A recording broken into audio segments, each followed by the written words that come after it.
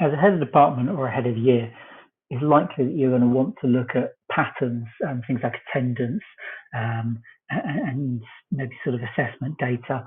Now, we've already looked in a number of the earlier videos about how to find some of the assessment data and even ways to find the attendance data, but they're not always the easiest to sort of drill down into the details. So one of the options here is go to the documents and reports.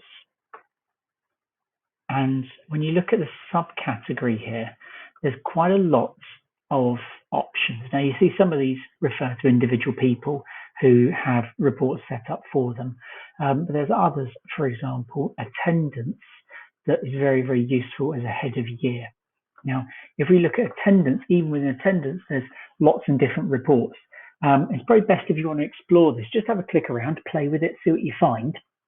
But if you really want to sort of find a specific thing, speak to the data manager, and I'm sure then a good conversation can, find what you want. One I'd give you here is just an example is class attendance. Now, this is a record of attendance for a learner going through every single class for a day.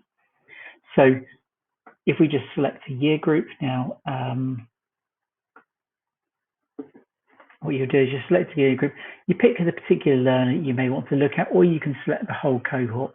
If you use double arrows here, it moves all of them over to the right, or if you select an individual, you can move an individual over to the right hand side here. Then you just hit run report. And when you run the report, what it's going to do is it's going to ask you for a date range, because again, we're looking at the class attendance for a particular date range. Now, I'm going to have to go back to the last academic year. So we've got some data to work with. And I've just selected a date, so you may choose to look over a week or over a month or over a term, or even just one single day. You can look at then the attendance for that learner for that period of time. So as we can see here with this learner, that learner has been remote learning, that's what the R represents, has been remote learning for every single period in that time frame. So has turned up to registrations, turned up to period 1, 2, 3, 4, 5, 6, 7, 8.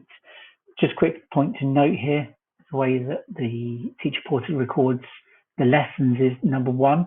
That's the first recorded attendance, and that corresponds to registration. The second one corresponds to period 1, and then period 2, and period 3, and period 4, and so on. So that sometimes can be a little bit confusing if you're reviewing attendance. But as I said, have a play, have a look around. Any questions, speak to the data manager.